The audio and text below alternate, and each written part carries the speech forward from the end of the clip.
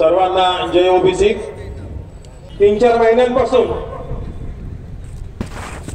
एक रात्रीतून तयार झालेलं नेतृत्व वेड्यासारखं बडबड करतंय। मित्रांनो, जालन्याच्या मराठा समाजाच्या उपोषणस्थळी जर हल्ला झाला नसता, लाठी हल्ला झाला नसता, तर या माणसाला कोणी ओळखलं सुद्धा नसतं। तेनच केला तर जाणून बुजून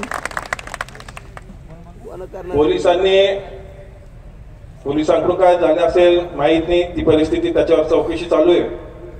परंतु रात्रीतून एक नेता तयार होतोय आणि त्याचं जेवढं वय नाहीये, त्याच्यापेक्षा जास्त राजकारण ज्या नेत्यांनी केलंय ते आमचं आराध्य दैवत छगनराजे भुजबळ साहेबांवर तो बोलतो। भुजबळ साहेबांवर बोलण्याची तुमची पात्रता नाहीये। मी तुम्हाला जरांगेंना आरेतुरे या ठिकाणी करणार नाहीये। आरेतुरे याच्यामुळे करणार नाही की मी घाबरतो असं नाहीये, मी कोणाच्याही बापाला घाबरत नाही। परंतु आदरणीय छगनराजे भुजबळ साहेबांचे, महात्मा फुलेंचे, छत्रपती शिवाजी महाराजांचे आमच्यावर संस्कार आहे। कोणाबद्दल कसं बोलायचं, काय बोलायचं हे आम्हाला शिकवलेले भुजबळ साहेबांनी। मित्रांनो, मागण्या मांडत असताना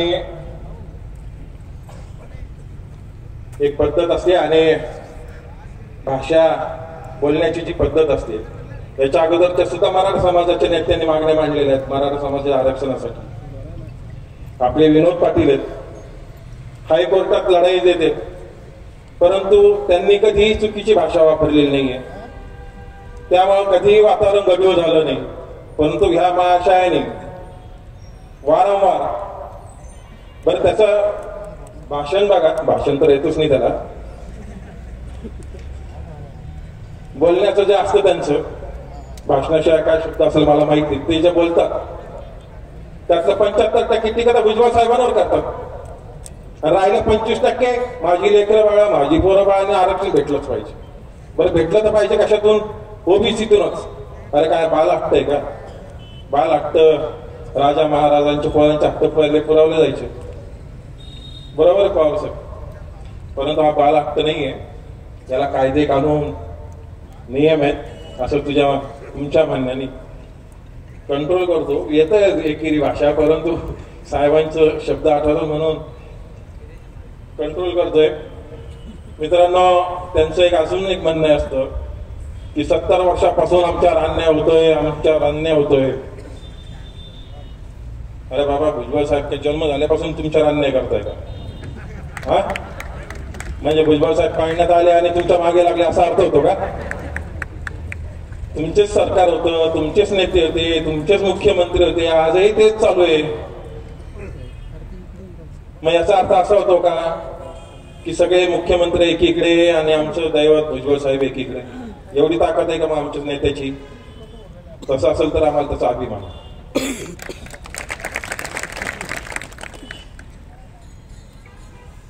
एक सांगतोय, नुकतेच बीडच्या दौऱ्यासाठी भुजबळ साहेब छत्रपती संभाजीनगरला थांबले होते एक रात्र अगोदर। तर साहेबांशी बोलताना बोललो, साहेब की मला छत्रपती संभाजीनगरमध्ये पहिला मेळावा, पहिली सभा घ्यायची,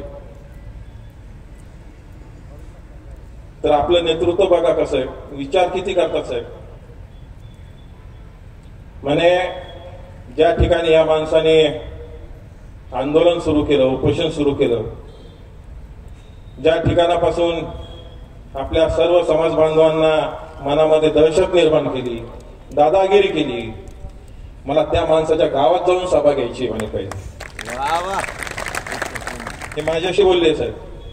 म्हणून भुजबळ साहेबांनी पहिली सभा ही अंबडमध्ये घेतलेली आहे। आपल्या जिल्ह्यातून मला बरेच फोन येतात, भाऊ आपली इथे सभा का होत नाही?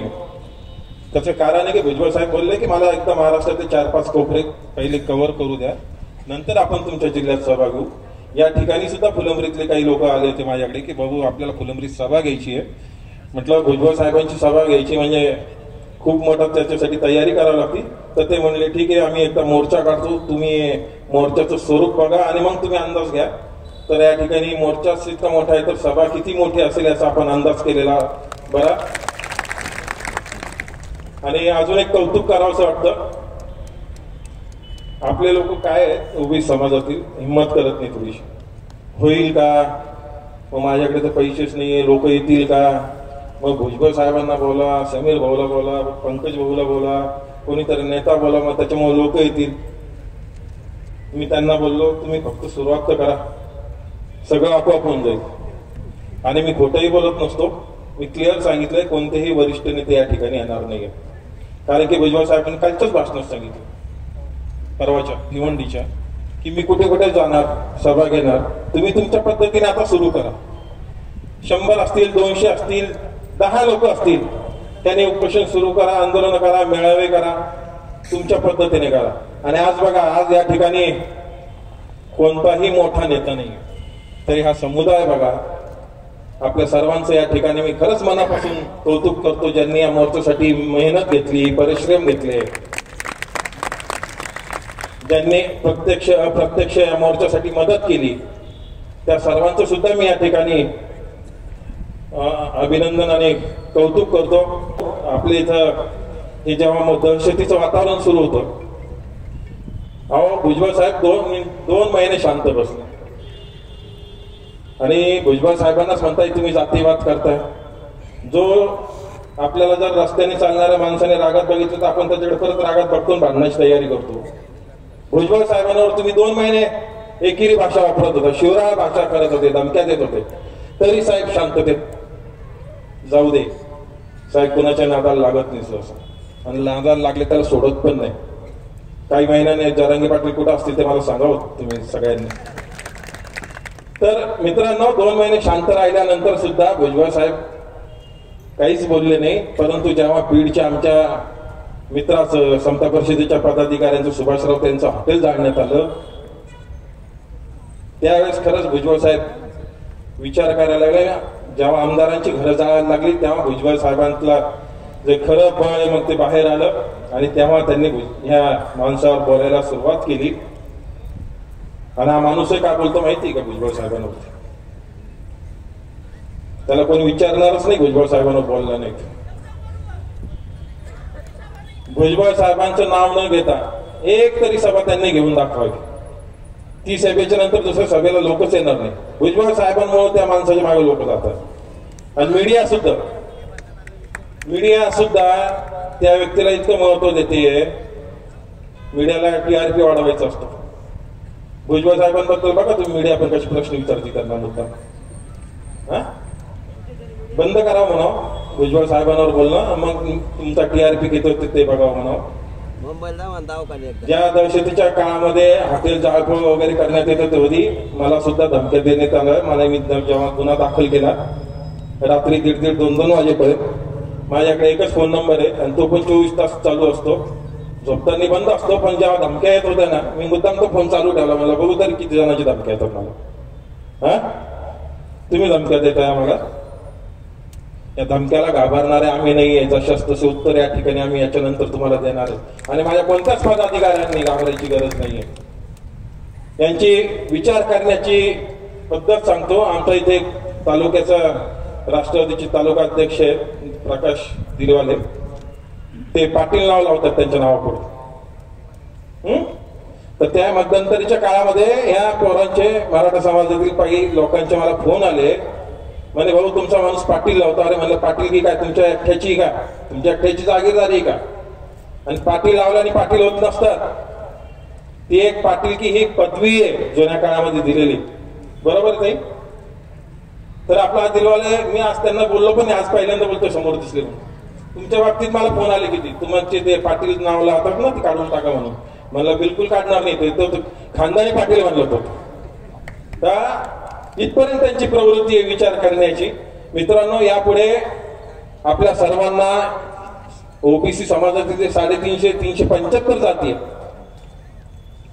त्यांनी एकत्र राहण्याची आता गरज आलेली आहे, वेळ आलेली आहे. कारण आपण गावामध्ये बघतोय एखाद्या, आता समजा उदाहरण फुलंब्री गाव घ्या किंवा बाबरा घ्या किंवा लाडसवंगी घ्या, तिथे इतर समाज जे छोटे मोठे, साळी, माळ, कोळी, तेली, चांभार, न्हावी यांची संख्या कमी आहे.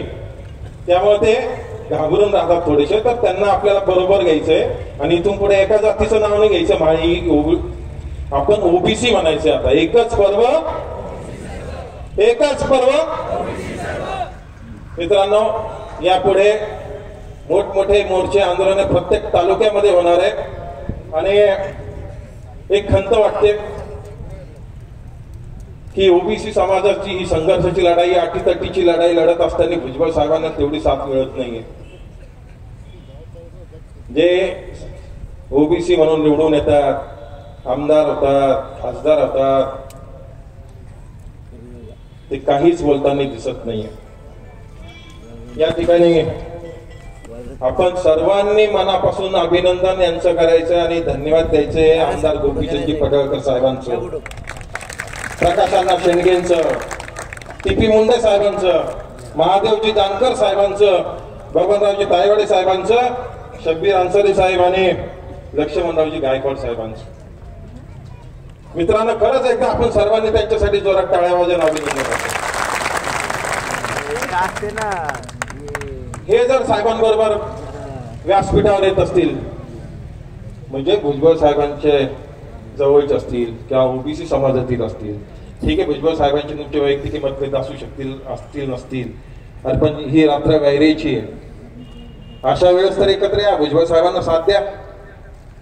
मला नाव पाठवले जाते, मेसेज येतात विरकरचं की हा आमदार 13-14 आमदार ओबीसीचे, 4-5 खासदार ओबीसीचे, त्यांना फोन लावा.